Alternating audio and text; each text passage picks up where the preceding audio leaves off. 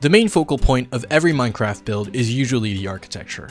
What does the outside look like? What style is it going for? What time period are you trying to evoke? And while I wouldn't call myself an expert builder or anything, I do still spend a lot of time trying to make things look nice, you know? But something I feel that we often overlook are the interiors, especially in big builds. Often what happens is that these megastructures are kinda just empty inside. But why? Well, I can think of a couple good reasons. For one, not every build is meant to be a playable space. Kind of like in other traditional video games, a lot of buildings are just meant to be set dressing, and that's perfectly fine. But another big reason is probably because Minecraft doesn't have furniture to begin with. I mean, sure, we have beds, paintings, some bookshelves, and flower pots are pretty cool. Oh, and there are carpets, but I think that's pretty much it. Which is why I think it's charming when people do try to decorate and kind of piece their own furniture together. This is what a Minecraft kitchen could look like. This is a Minecraft bathroom. Still, things often get tricky with interiors because of the game scale. A Minecraft block is roughly 1 cubic meter, which means you're always working with thick walls, eating up a lot of that interior real estate. And because building is gridlocked, it makes it hard to make furniture detailed without making them too big or unnatural looking next to the player. There's always gotta be this level of disbelief that you have to allow yourself to buy into because of the game's limitations. I mean, people still do find ways to break them. There are a lot of insane tricks you can pull off with pistons and armor stands to give your builds a little more detail, like look at this computer desk made with a chain helmet, or this piano that's made with 5 frickin' dragon heads. Not to mention the crazy stuff you can do with commands, but we don't really need to go that far. That one's a rabbit hole on its own. Decorating interiors are sort of their own unique, quirky art form. It's making abstract representations of furniture using the limited space and existing blocks in the game, sort of like how frogs are used extensively in Legos in unconventional ways. Now, these tricks are certainly cool, but they often fall into the trap of being complicated to set up. The process for these kinds of things are often so tedious for something that ends up looking very simple. And call me lazy all you want, but I feel like building things this way doesn't really feel like it's in the spirit of Minecraft. Am I crazy? To be clear, I'm not against these tricks at all, but don't you just kinda wish there was a better way to go about these things? This is why cushions are actually such a huge game changer. Yes, on the surface, it's just a chair, which is absolutely cool on its own. Gone are the days where I'd have to dress up a minecart and pretend it's not there. You can just plop these bad boys down and they'd work as you'd expect. But what actually makes them revolutionary isn't just the fact that you can sit on them, but rather the way that they can be placed on any surface. In case you didn't know, the cushion adapts to the height of whatever surface is beneath them. And this goes for any block, a trapdoor, a bed, all the snow layers, even specifically that wooden part of a grindstone. There is no other block in Minecraft that does this. This also means you can retroactively fix all of your builds and make them interactable. Your stair couches can actually finally be real. What's great about the cushion is its ease of use. There is no setup necessary whatsoever. While I've personally found that daylight sensors make for the best cushion height in relation to the player model, you don't really need them to make builds look good. Here's a cozy little room I've made just using early game items. But it doesn't end there, because cushions are entities. By breaking and quickly replacing the block underneath it, you can effectively fuse it with a different block, keeping it at its original height. And this opens up so many possibilities when it comes to detailing. Now, I know some of you may have issues with me calling it a block, and you're right, technically it isn't, and it isn't without its downsides. They don't have collision like real blocks do, so they can't be bouncy and they can't break your fall.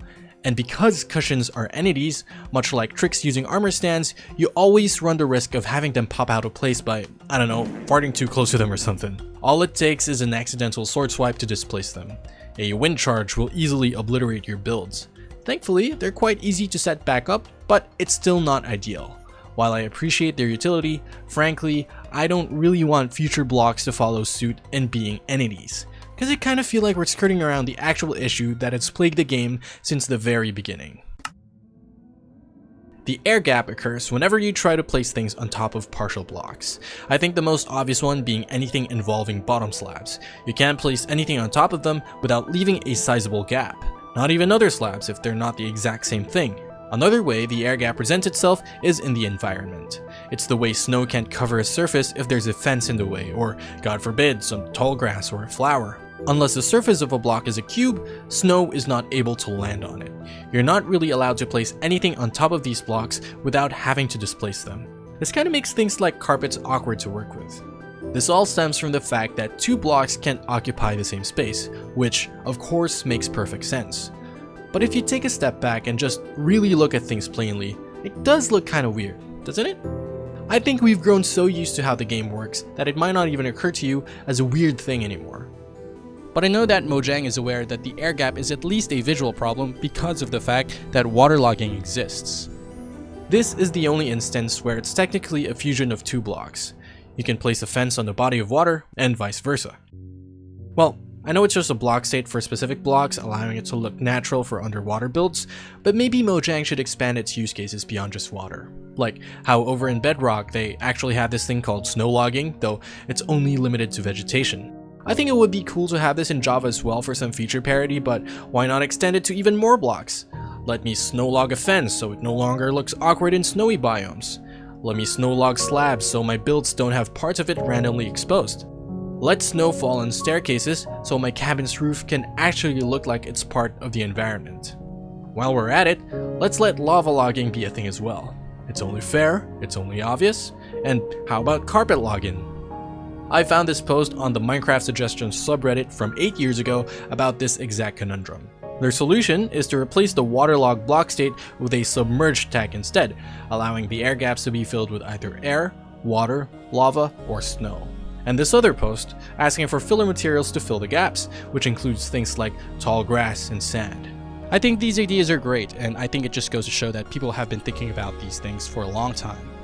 The cushion bypasses the air gap altogether by virtue of being an entity, and I really like this functionality, and I think a lot of possibilities could be opened up by allowing other blocks to have similar behavior to it. Like, off the top of my head, I feel like the item frame and the banners are obvious picks. I just wish there was a way to achieve this versatility while still being an actual block. I know this is veering off into off-grid territory, which is its own can of worms, but honestly, it already kinda manifests visually in Minecraft in different ways, so who knows? But let's not get into that today. Here's my suggestion. I think Mojang should explore the idea of block merging. Hear me out. This is mainly for partial blocks, but like, imagine if you could merge a chest with the carpets. Wouldn't that look much better? Or imagine if you could somehow place fences directly onto slabs and staircases, so we can finally have railings for them. Hell, imagine if we could smush 2 staircases against each other. Much like waterlogged blocks, maybe this could be achieved through block states. Using the submerged tag idea, this would be a chest submerged in red carpet. This would be a fence submerged in a slab. This would be stairs submerged in stairs. Ideally, you'd place these down by crouch placing. This would allow for so much more detailing in a similar way that cushions already do without breaking the gridlock. And, you know, all this is probably a technical nightmare to implement, and I'm not really sure if there's a good way to pull this off without having to go through every block combination and making custom models for it, but, you know, Mojang's owned by a multi-billion-dollar company, and I'm sure they can figure something out if they want to. But I think it's reasonable if you can start with something simple, like carpet logging or snow logging at the very least. Ultimately, it's clear to me that the game's build mechanics can use some freshening up. I mean, shit, I'm pretty sure all the things I've complained about has been fixed in a mod or something, so I think there's at least some precedent for how it could be implemented. I think there's a legitimate fear that Minecraft can lose its feeling of simplicity with things like this, and I do believe in limitations inspiring creativity. But at the same time, come on. Minecraft is turning 20 in 3 years' time. If I had birthed a kid back in 2009, they'd already be sending college applications by now. Other game franchises would have had several sequels at this point, unless you're Bethesda Game Studios, which, okay. You know what? I applaud Minecraft for still consistently pumping out updates even after all this time. And for free, mind you. I bought Minecraft over a decade ago for like $20, I think, and I've never really needed to fork out any more money since. Apart from rebuying the game on consoles I own, and I guess I did buy the Sonic the Hedgehog DLC, but still, I'm talking about Java. My point is, I think it's okay for the game to evolve and change. You can always go back to older versions through the launcher and stay there. And a lot of people have, especially back when the combat mechanics were reworked. Maybe this new placement method could be a game rule, I don't know. I don't think my suggestions are as drastic as something like the Chisels and Bits mod. My goal is to simply streamline the process of merging blocks together whenever it makes physical sense to do so.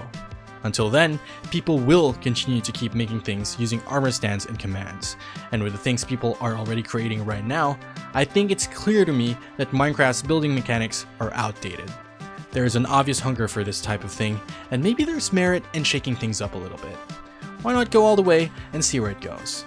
This has been Thomas, thank you for watching this video, and I'll see you on the next one.